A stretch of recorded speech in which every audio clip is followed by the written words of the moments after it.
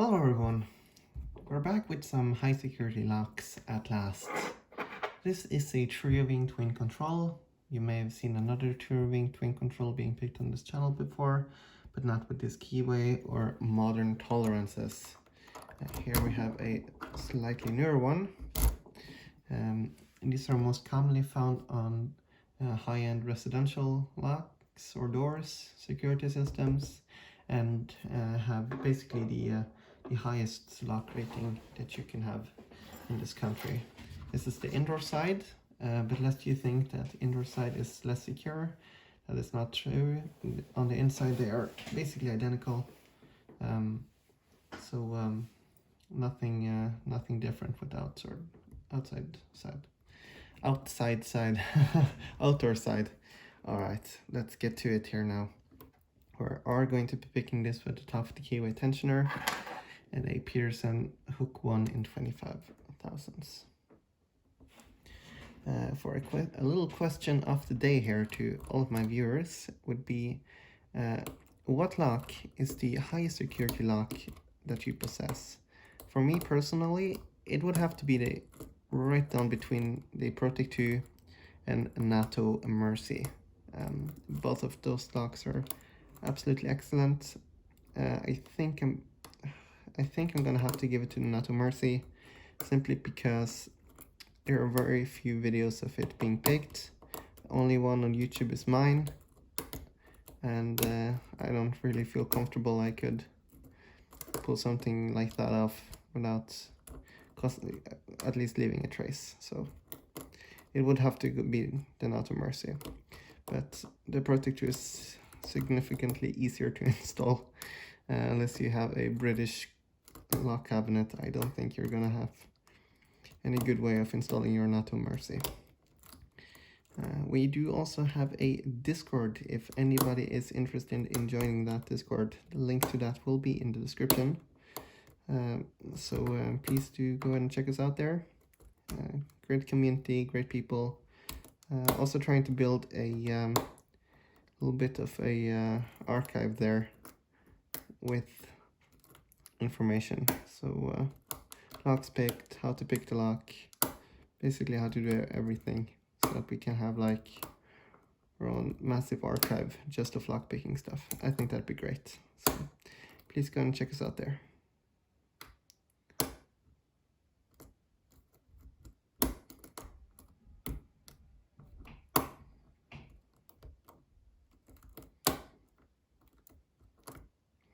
So we are starting off picking the barrel spools as usual with the twin combi twin control locks. Usually the barrel spools bind first, but here it's a little bit different because actually they tend to bind a little bit together. But I think I have the barrel spool set here, but it can be a little bit difficult, you know. But I'm gonna do my best.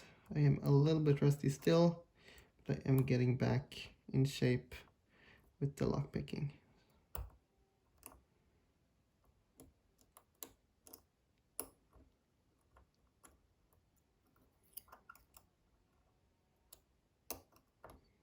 Trying to, at least.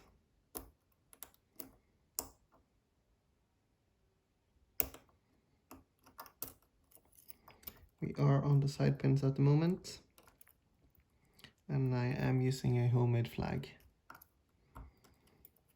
Oof, this is not very nice. Some people say lockpicking doesn't leave any trace. Well, it sure does. I wonder if they do it like that on purpose. Should you have like a place to lever off your pick so that they see if the lock has been picked? I don't know. It'd be pretty cool if they did.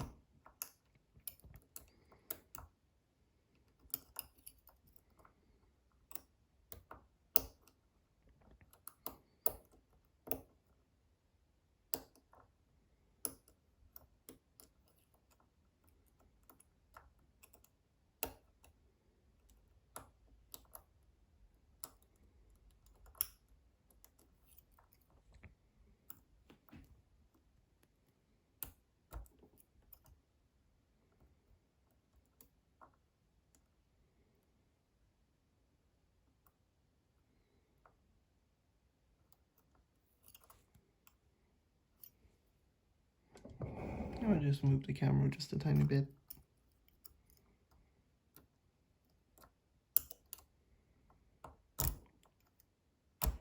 Running a little bit short on time here.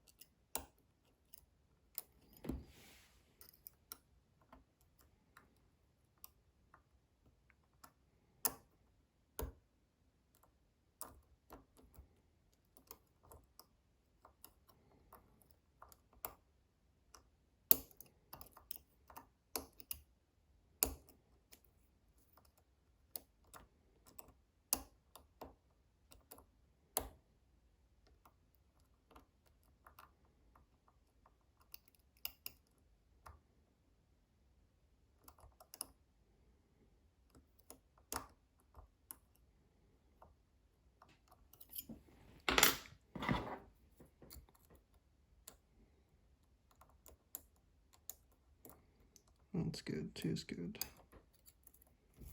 3 is... It appears to be good.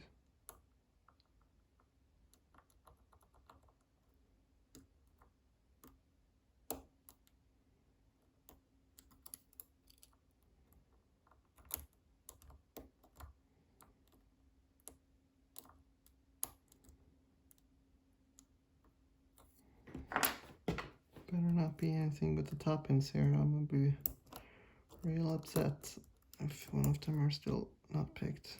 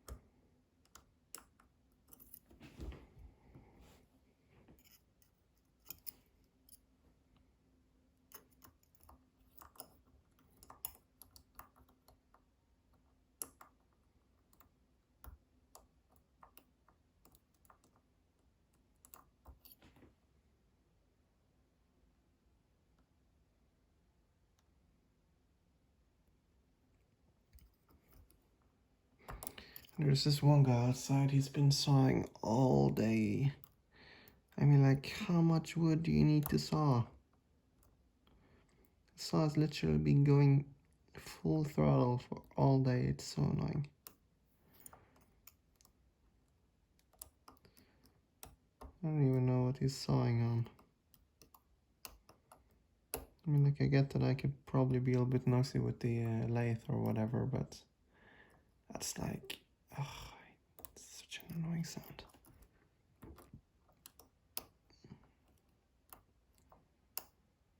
But you can still hear it in the video.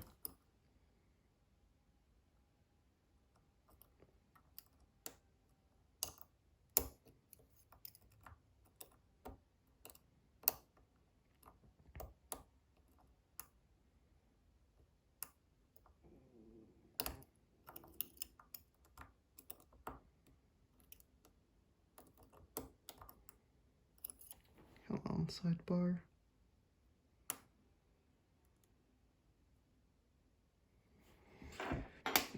you gotta do this.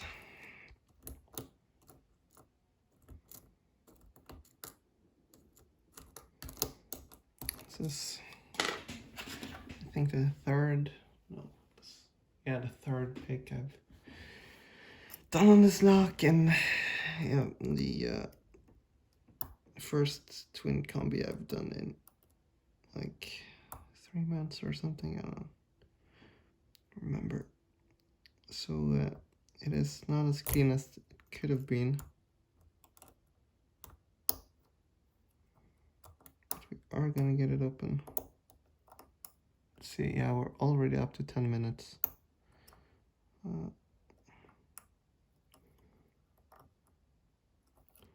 Usually just don't really like to go that far above 10 minutes.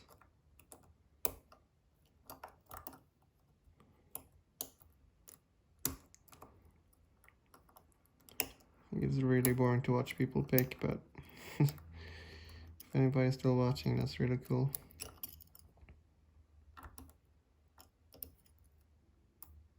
One's good. 2 is sort of good. The way I'm checking that if they're good is to just pull on them and check if they're sort of stiff or anything. I think I have them all rotated nicely to some degree. So you need to sort of get up and down and check them.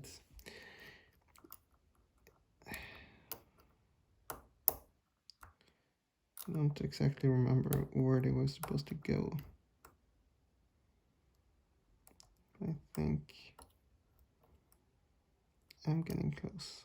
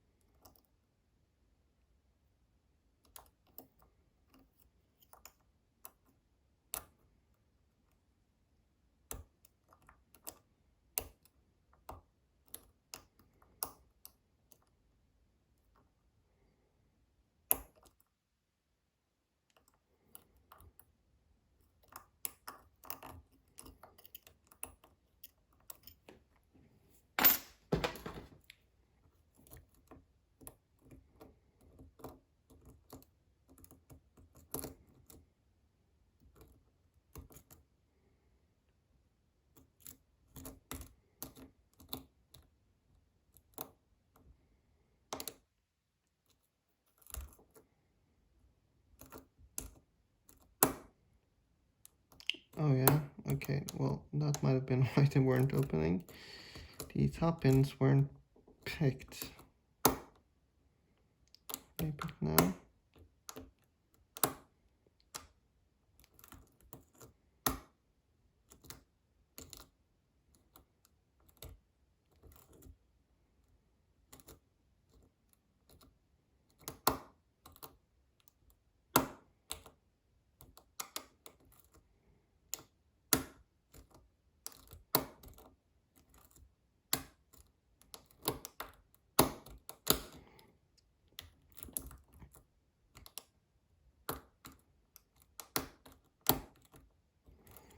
Yeah, the sidebar and top pins, they sort of bind together, so it's kind of hard to know if the top pins aren't all picked.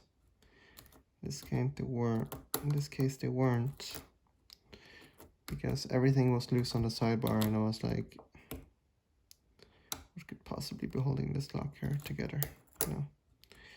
And it seems like it might have been the top pins. Okay.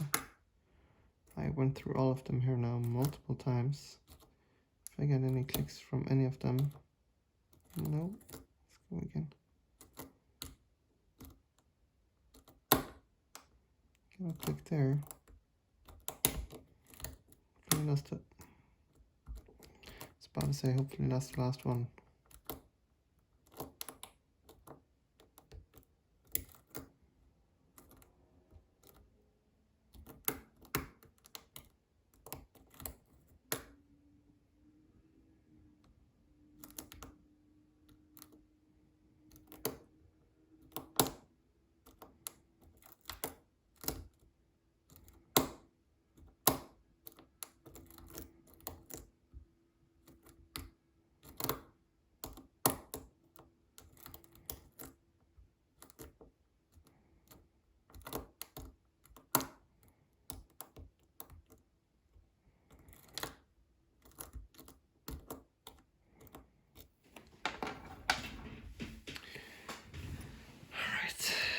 Let's try here.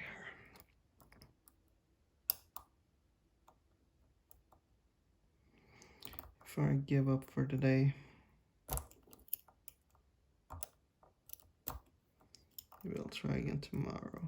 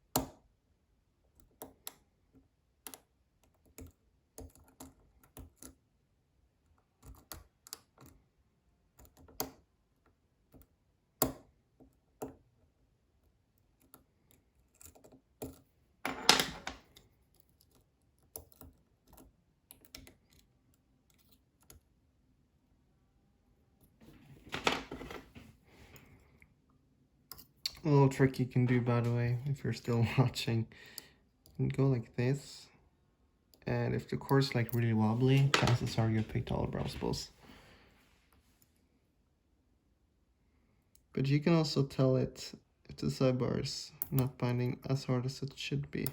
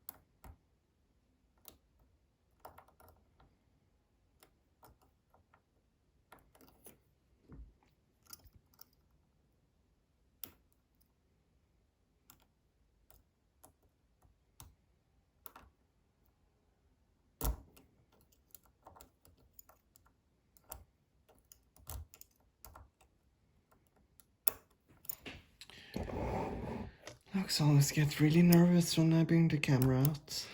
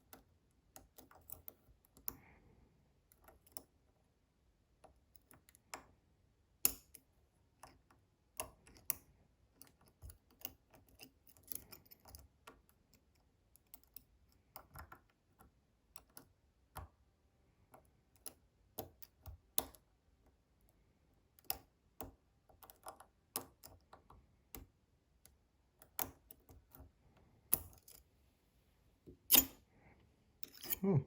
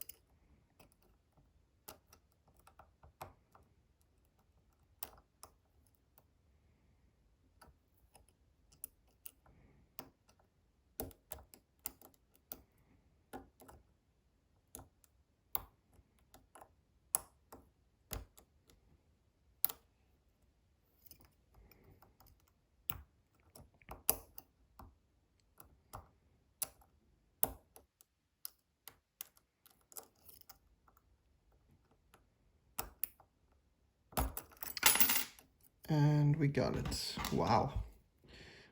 I dropped my tensioner. All right, cool. Oh, 24 minutes. Wow, time really does fly.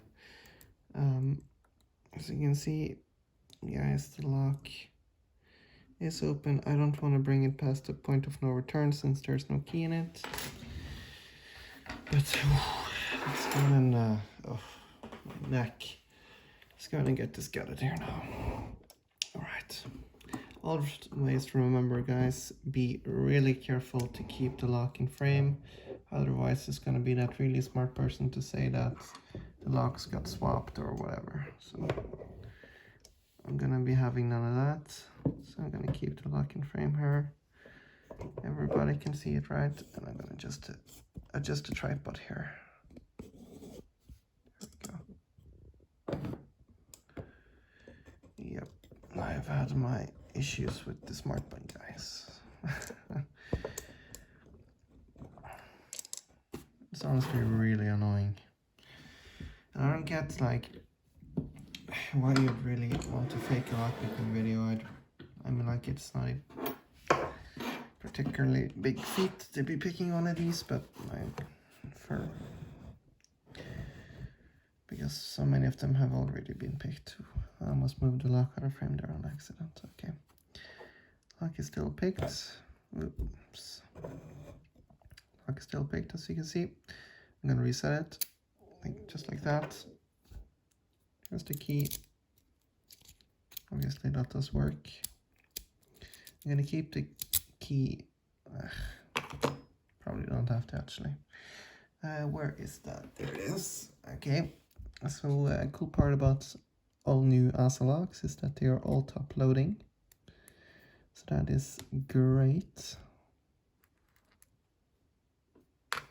Take that bad boy out, and here we can go ahead and adjust and just put down with the springs and everything.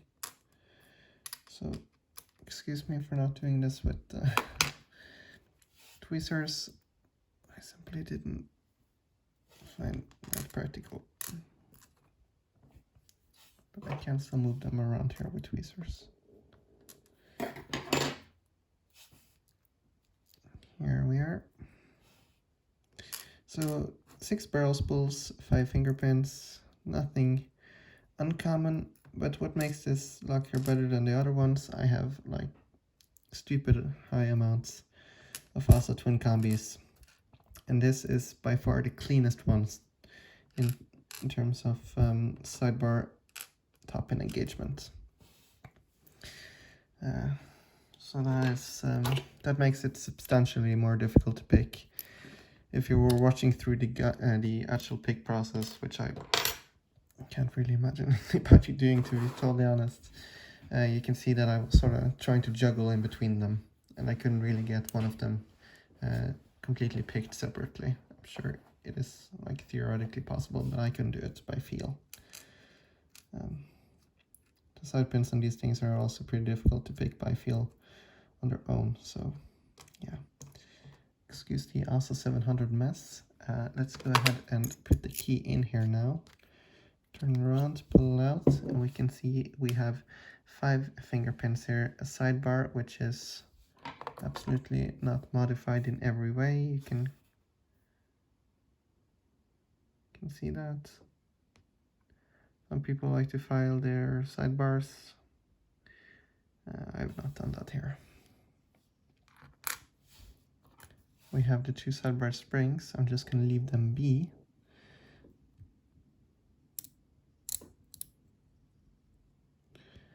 And here we have our first finger pin. So they're all identical, but I'm just going to take them out one by one. As you can see, they are not modified in any way. And they also have the back serrations, which is the primary difference between the Schlegg combi, or whatever it's called. I think it's called the Everest, and the ASA twin combi. And this makes it a little bit more gritty to rotate them. You need to use a little bit more force.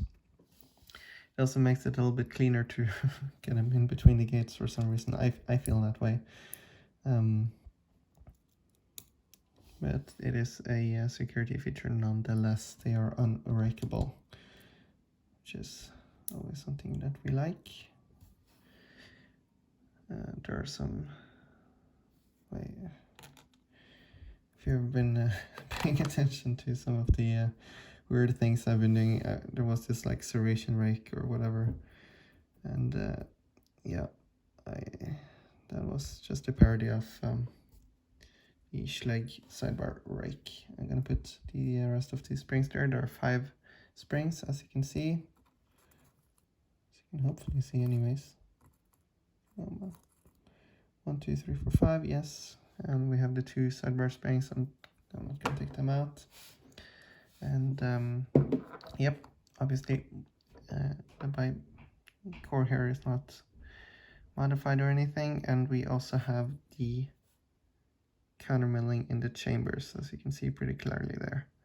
Now I want to talk about this C here, because if this C wasn't here, then we would first of all not have drill protection, and 2 of these and there will only be 3 finger pins.